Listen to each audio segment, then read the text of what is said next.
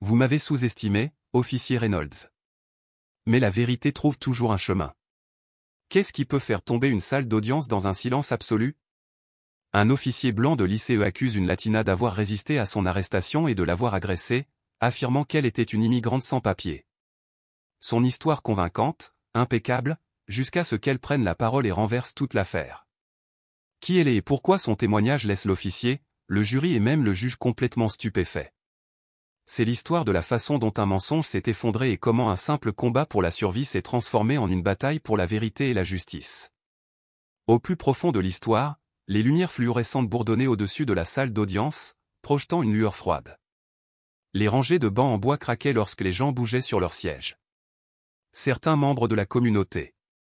D'autres journalistes, avides de scoop. Couleur caramel qui brillait à peine sous la lumière stérile. Ses longs cheveux noirs étaient attachés en une tresse basse et elle portait un simple chemisier blanc associé à un pantalon sombre, soigneusement choisi pour ne pas paraître menaçant. Mais sa posture racontait une autre histoire, assise droite, les épaules carrées et le regard exprimant la détermination. De l'autre côté, l'agent Mark Reynolds était assis à la table du plaignant, impeccable dans son uniforme ICE. Son expression arrogante laissait entendre que la victoire était déjà en main, assurée. Des années d'autorité sans contrôle lui avaient appris une chose, les gens comme Isabella n'avaient aucune chance. Le shérif a rappelé l'ordre et le juge Robert Hanson est entré. Un homme blanc d'âge moyen aux traits marqués, dont le regard pénétrant reflétait la fatigue de tant de cas qu'il préférerait oublier. L'État contre Isabella Cruz, a annoncé le shérif. Isabella ne broncha pas. Le procureur s'est levé et a dit, « Votre honneur, nous sommes ici aujourd'hui parce que cette femme a résisté à une arrestation légale et a agressé un agent fédéral. Elle a refusé de montrer ses papiers d'identité et représentait un risque de fuite. L'agent Reynolds a agi selon son autorité. » L'avocate d'Isabella, Sophia Morale, bougeait nerveusement sur son siège. Fraîchement sortie de la faculté de droit, c'était sa première affaire très médiatisée. Elle regarda Isabella à la recherche de tout signe de consuelo, mais ses yeux restèrent fixés sur l'impénétrable juge. Reynolds a pris la parole avec un sourire au teint, débordant de confiance.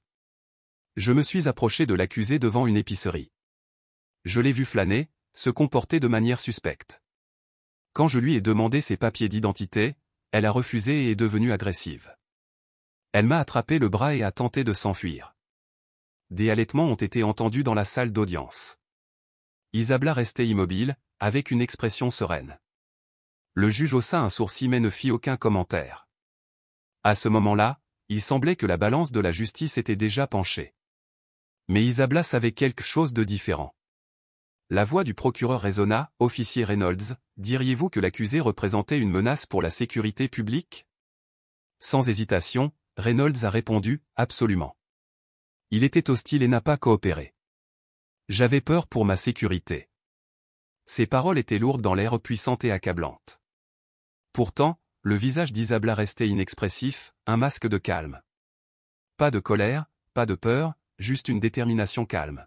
« Merci, officier Reynolds, » a conclu le procureur, permettant à Reynolds de quitter la barre avec un sourire arrogant. Le juge Hanson se tourna vers Isabella. « Mademoiselle Cruz. C'est à votre tour de témoigner. » Isabella se releva lentement, lissant les choses. À chaque mot, un murmure parcourait la salle d'audience. Le procureur se moqua. Alors il traite un officier décoré de l'ICE de menteur? Les yeux sombres d'Isabella rencontrèrent ceux du procureur. Ce que je dis, c'est que sa version de la vérité est pratique. D'autres halètements se firent entendre. Le juge a frappé El Mazo dans la salle d'audience. Sophia se pencha et murmura avec urgence, « Isabella, nous avons besoin de plus que ça. » Mais Isabella a répondu de manière énigmatique, « La vérité trouve toujours son chemin, attendez. » Les nerfs de Sophia se tendirent. Mais il y avait quelque chose dans le ton d'Isabella, quelque chose de puissant et de contrôlé. Une tempête se préparait et personne dans cette salle d'audience n'était préparé. La pièce était remplie de murmures alors que la déclaration audacieuse d'Isabella flottait dans les airs. Même le juge Hanson parut surpris un instant, avant de retrouver son calme. Le procureur s'est de nouveau approché de la barre et a demandé, « Mademoiselle Cruz, si l'agent Reynolds ment, que s'est-il réellement passé ce jour-là » Les doigts d'Isabella se pressèrent doucement contre le bord du support, révélant la pâleur de ses jointures. Même si son visage était toujours calme, Elle prit une inspiration mesurée avant de répondre. Il quittait l'épicerie, commença-t-elle d'une voix ferme. Il avait acheté des choses. Sans papier. Isabella serra la mâchoire. Il ne s'en doutait pas, il a décidé en fonction de ce que je pensais. Comme si une vague de tension traversait la pièce. Il m'a attrapé le bras avant même que je puisse attraper mon sac à main, a-t-elle poursuivi d'une voix calme mais intense. Je lui ai dit qu'il faisait une erreur et il s'en fichait. Depuis la table du plaignant, l'agent Reynolds avait l'air mal à l'aise, une fissure apparaissant pour la première fois dans sa façade arrogante. Le procureur bouleversé a tenté de diriger le récit. Mademoiselle Cruz a résisté. Lorsqu'il a essayé de l'arrêter, je lui ai dit de lâcher prise. Je ne l'ai pas poussé. Je n'ai pas couru. Mais il m'a tordu le bras et m'a projeté contre la voiture de patrouille. Des halètements ont été entendus dans la salle d'audience. Le juge a frappé avec le marteau, ordre. Mais les murmures persistaient. L'avocat de Reynolds la regarda nerveusement, même si l'officier essayait de garder son sang-froid. Et puis Isabella a porté le coup final. Il m'a dit, a-t-elle déclaré d'une voix inébranlable, les gens comme vous n'ont pas leur place ici. La salle d'audience éclata de chuchotements. Le juge a frappé plus fort avec le marteau. Sophia, les yeux écarquillés, se pencha vers Isabella et murmura, tu en as la preuve. Isabella détourna le regard vers Sophia avec une expression sereine. Pas encore, mais je le ferai. Le cœur de Sophia est resté fort. Que cachait Isabelle? Une chose était claire, les mensonges soigneusement construits par Reynolds commençaient à s'effondrer. Alors que l'audience était suspendue, les pas du tribunal résonnaient à l'extérieur. Les journalistes se sont rassemblés, capturant chaque instant et chaque murmure du témoignage choquant d'Isabella. Dans une petite salle de conférence sombre, Sophia Morale marchait nerveusement, tenant son bloc-notes devant elle. Isabella était assise si calme qu'elle semblait presque inhumaine dans sa sérénité. « Tu dois me dire ce qui se passe », a exhorté Sophia, la voix pleine d'anxiété. Cette phrase que Reynolds a prononcée, « Les gens comme vous n'ont pas leur place ici » est puissante, mais nous en avons besoin de plus. Si nous ne trouvons pas de preuves solides, ce juge n'annulera pas les accusations. Isabella soupira en s'allongeant sur sa chaise. « Je sais. »« Alors aide-moi » s'est exclamée Sophia. « Tu caches quelque chose. Je peux le voir dans tes yeux. » Isabella s'adoucit, révélant un éclair de quelque chose, une douleur profonde, où étaient ceux de la force. Elle parla enfin. « J'ai vécu des choses pires que ça, » dit-elle à voix basse. Sophia s'est arrêtée net. « Que veux-tu dire ?»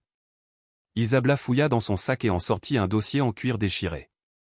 Elle le fit glisser sur la table en direction de Sophia. Un signal de la marine. Lieutenant-commandant. Confirmé. Isabelle, 15 ans. J'ai pris ma retraite l'année dernière.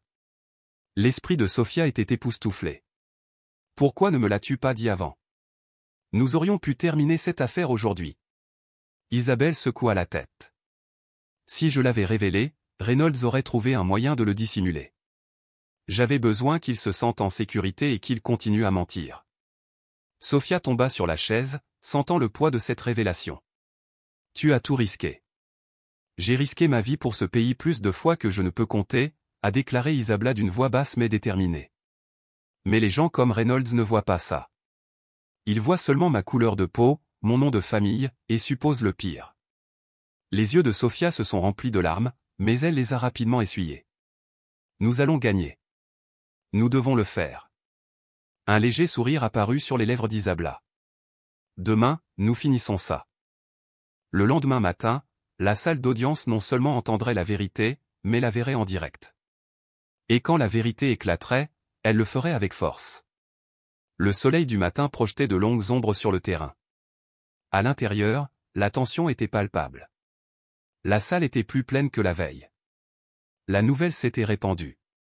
Les journalistes ont rempli les bancs, cahiers et appareils photo à la main. Il ne s'agissait plus seulement d'Isabelle Cruz, mais d'exposer quelque chose de plus profond. Isabella était à la table de la défense, le visage serein mais plein de détermination. À ses côtés, Sophia vibrait nerveusement, avec désormais la vérité comme arme la plus puissante. Le marteau a frappé et le juge Johnson a rappelé à l'ordre. Nous poursuivrons le procès contre Isabella Cruz, a-t-elle déclaré en regardant les deux parties. L'accusation, votre témoin. Le procureur s'est levé. Nous souhaitons rappeler l'agent Reynolds pour clarifier certains points.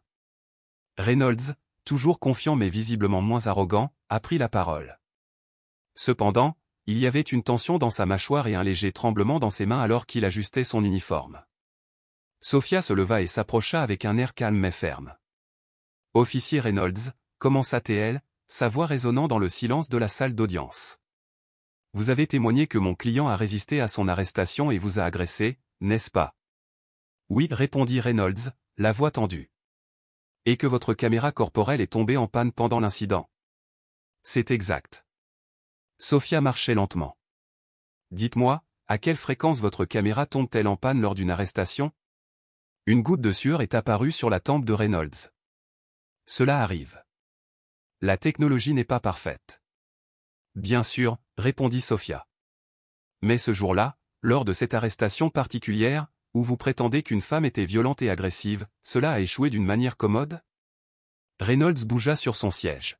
« Oui. » Sophia s'arrêta. « C'est intéressant, car un témoin a enregistré toute la rencontre. » On pouvait entendre des halètements dans la pièce. Le visage de Reynolds pâlit. Le marteau du juge Johnson retentit.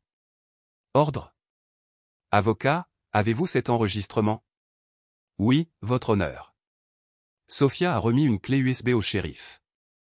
Quelques instants plus tard, une vidéo granuleuse est apparue à l'écran. La salle d'audience est tombée dans un silence complet. La vidéo montrait Reynolds s'approchant d'Isabella devant l'épicerie. Sa voix était agressive dès le début. « Montre-moi ta carte d'identité. »« Maintenant. » Isabella a crié, sans papier. À des kilomètres de là? La pièce poussa un soupir collectif.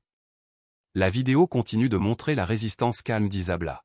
« Je suis une citoyenne », dit-elle d'une voix mesurée. Mais Reynolds l'a poussée contre la voiture de patrouille, lui tordant le bras. « Les gens comme vous ne sont pas autorisés à répondre. » L'écran est devenu noir. Le silence qui en résultait était assourdissant. Reynolds se figea. Sa façade s'est brisée. Sophia se tourna vers le juge. « Votre honneur, je crois que cela réfute le témoignage de l'agent Reynolds. » Le visage du juge est devenu inexpressif. Cela soulève certainement de sérieux doutes. L'affaire commençait à s'effondrer, mais Isabella n'avait pas encore terminé. La salle d'audience bouillonnait de tension. Les gens chuchotaient. Les journalistes prenaient frénétiquement des notes. Reynolds est resté pâle et sans voix à la table du plaignant. Sophia se pencha vers Isabella et murmura, « Nous l'avons coincé. Êtes-vous prête ?» Les yeux sereins d'Isabella ne vacillèrent pas, c'est le moment. Isabella hocha la tête, s'avança et se plaça au centre de la pièce sous le poids de dizaines de regards. Ses mains étaient fermes et sa voix sereine. « Tout le monde ici a entendu des mensonges », a-t-elle déclaré. Ils ont vu comment la vérité s'effondre dans cette vidéo. Mais il y a quelque chose qu'ils ne savent toujours pas, quelque chose qui aggrave cette injustice. Elle sortit un élégant dossier en cuir de son blazer et l'ouvrit lentement, révélant ses lettres de créance. « Je suis le lieutenant-commandant Isabella Cruz », a-t-elle déclaré. « J'ai servi 15 ans comme Navy SEAL. » La salle explosa de murmures et d'exclamations. Les journalistes se sont empressés de l'écrire, et même le juge a semblé stupéfait un instant avant de frapper le marteau. « À l'ordre ! À l'ordre dans cette salle d'audience !» s'exclama-t-il. Mais Isabella ne broncha pas. « J'ai servi ce pays avec tout ce que j'avais », a-t-elle poursuivi. « J'ai combattu dans des zones de guerre, mené des missions dont peu de gens parleront. Et pourtant, lorsque j'étais dans cette boutique de cire dans ma propre ville, rien de tout cela n'avait d'importance. Tout ce que l'officier Reynolds voyait, c'était ma couleur de peau, mon héritage. Et cela lui suffisait. » Le silence devint absolument chargé d'émotion. La voix d'Isabella se brisa légèrement, mais sa force resta. « J'ai versé mon sang pour ce pays, pour la liberté que nous réclamons tous. Mais où était cette liberté quand il a essayé de m'armer sans raison, sans preuve, juste parce que je suis latina ?» Même le juge Johnson semblait ému. Sophia regardait avec étonnement, les larmes étant sur le point de couler. Isabella prit une profonde inspiration et conclut. « Cette affaire ne concerne pas seulement moi. Elle concerne toutes les personnes qui ont été profilées, harcelées et réduites au silence. Mais je ne me laisserai pas réduire au silence. » La salle d'audience a été applaudie ou une réaction inhabituelle et contraire au protocole. Mais à ce moment-là, rien n'avait d'importance. Le juge Johnson frappa son marteau, visiblement ému. Je pense que nous en avons vu assez. Ce tribunal se réunira de nouveau demain pour rendre mon verdict final. Mais la vérité était déjà connue. Clara Isabella Cruz avait gagné bien plus que sa liberté. Elle avait dévoilé un système conçu pour faire tomber des gens comme elle, et elle l'avait fait en restant ferme. La salle d'audience se vide peu à peu, laissant derrière elle l'écho de ses révélations explosives. Isabella est restée assise à la table de la défense, les mains croisées. Même si son cœur battait à tout rompre, les applaudissements résonnaient toujours dans ses oreilles ou une chose à laquelle elle ne s'attendait pas. Pendant un instant, le poids du procès a été allégé, remplacé par un sentiment doux amer de validation. Sophia ramassa ses papiers les mains tremblantes. Vous avez commencé. Mais les mots étaient étouffés. Tu étais incroyable. Isabella eut un léger sourire. Je ne l'ai pas fait pour être. Cependant, Sophia continua à voix basse, ce que vous avez fait, en révélant votre passé de Navy SEAL, tout cela a complètement changé l'affaire. Le regard d'Isabella se tourna vers le banc désormais vide. Je ne devrais pas avoir à en arriver là. Je ne devrais pas avoir besoin d'un enregistrement militaire pour prouver mon appartenance. La voix de Sophia se brisa. Elle savait qu'Isabella avait raison. Le système était profondément brisé. À ce moment-là, le juge sortit de son cabinet, toujours en robe, et s'approcha de la table de la défense d'une manière inhabituellement décontractée. Miss Cruz, commença-t-il d'une voix dure mais pas méchante. J'ai présidé d'innombrables affaires. J'ai vu des gens mentir sous serment, déformer la vérité. Mais aujourd'hui, j'ai vu quelque chose de différent. Votre témoignage, votre courage, ont forcé ce tribunal à faire face à une dure réalité. Isabella hocha la tête avec un visage calme. Je ne peux pas encore commenter le verdict, a poursuivi le juge, mais merci pour votre service. Elle lui rendit son regard. Merci, votre honneur. Mais j'espère que vous vous souvenez que tous ceux qui comparaîtront devant ce tribunal n'auront pas la preuve que j'avais. Le juge hésita un instant, puis acquiesça solennellement avant de se retirer. Cette conversation resterait d'actualité, rappelant à tous que beaucoup n'auraient pas la même opportunité. Le lendemain, la salle d'audience était pleine. Chaque siège était occupé. Les journalistes étaient alignés contre les murs, micro à la main. Il semblait que toute la ville était venue assister au verdict. Isabella était de nouveau à la table de la défense, sereine mais déterminée. Elle était arrivée préparée à tout. À ses côtés, Sophia jouait sa plume contre le bloc. Le juge Johnson entra, le marteau à la main, le visage inexpressif. La salle d'audience tomba dans un silence accablant. Ce tribunal a examiné toutes les preuves présentées. La vidéo a commencé. Les dépositions des témoins et le dossier militaire de l'accusé ont été examinés dans leur intégralité. Isabella resta immobile, sentant les battements de son cœur. Il est évident que l'agent Reynolds a fabriqué son rapport. Il a violé les protocoles et a agi sur la base de préjugés raciaux. Un soupir collectif parcourut la pièce. Par conséquent, les accusations portées contre Miss Isabella Cruz, a proclamé le juge en frappant violemment avec le marteau. En outre, ce tribunal recommande que l'agent Reynolds soit suspendu en attendant une enquête approfondie sur sa conduite. La salle d'audience a éclaté de joie. Sophia serra Isabella dans ses bras. Vous l'avez fait. Nous l'avons fait. Mais Isabella resta silencieuse, absorbant le moment. Le soulagement l'envahit, même si elle ressentait également une profonde tristesse. Elle avait gagné. Mais combien d'autres avaient perdu en silence? Dans un coin, Reynolds avait l'air pâle et furieux, regardant sa carrière décliner. Isabella se leva et s'adressa au public d'étrangers. Certains ont applaudi, d'autres ont discrètement séché leurs larmes. Elle ne s'était pas battue uniquement pour elle-même. Elle s'était battue pour tout le monde en dehors de la salle d'audience. Les journalistes criaient. Mademoiselle Cruz, celles qui ont été profilées, réduites au silence et traitées comme des inférieures. Aujourd'hui, j'ai eu la chance d'être entendue. Mais il ne devrait pas être nécessaire d'avoir des médailles ou un rapport pour que cela se produise. La foule restait silencieuse, écoutant chaque mot. C'est ainsi qu'Isabella descendit les marches du palais de justice, non pas en victime, mais en combattante qui avait révélé la vérité. Quelques semaines plus tard, Isabella se tenait sur le toit d'un centre communautaire, avec l'horizon urbain s'étendant derrière elle, regardant un groupe de jeunes latinas pratiquer des techniques d'autodéfense. Leur rire et leurs cris remplissaient l'air. Sofia s'approcha, tenant un café dans chaque main. « Je pensais que tu pourrais les utiliser. » Isabella sourit et en accepta un. « Merci. Vous avez vraiment commencé quelque chose ici », a commenté Sofia en désignant les filles. « Cours de défense, programme de soutien, c'est incroyable. » « Ce n'est que le début, » répondit Isabella. « Après le procès, j'ai réalisé que me battre devant le tribunal ne suffisait pas. Je dois aussi me battre ici, dans la rue. » Sofia, buvant pensivement son café, demanda. « Et qu'en est-il de la marine? Elle vous manque ?» Isabella hésita avant de répondre. « Chaque jour. Mais ça, dit-elle en désignant le toit, c'est comme une nouvelle mission. Une mission à laquelle j'ai toujours été destinée. » Sofia sourit. « Eh bien, si jamais tu as besoin d'une aide juridique, tu sais qui appeler. » Isabella laissa échapper un doux rire. « Je vais le garder à l'esprit. » Les deux restèrent silencieux pendant un moment, observant comment les jeunes femmes devenaient plus fortes à chaque coup de pied comme une rébellion contre un monde qui tentait souvent de les arrêter. Isabella prit une profonde inspiration, sentant à quel point elle s'éclairait. Même si c'était juste un peu. Le poids qu'elle portait depuis si longtemps, non seulement elle avait retrouvé sa liberté, elle avait récupéré son pouvoir. Et maintenant, elle s'assure que d'autres puissent le faire aussi. Cette histoire était intense. Mais cette histoire de ce côté est encore plus incroyable.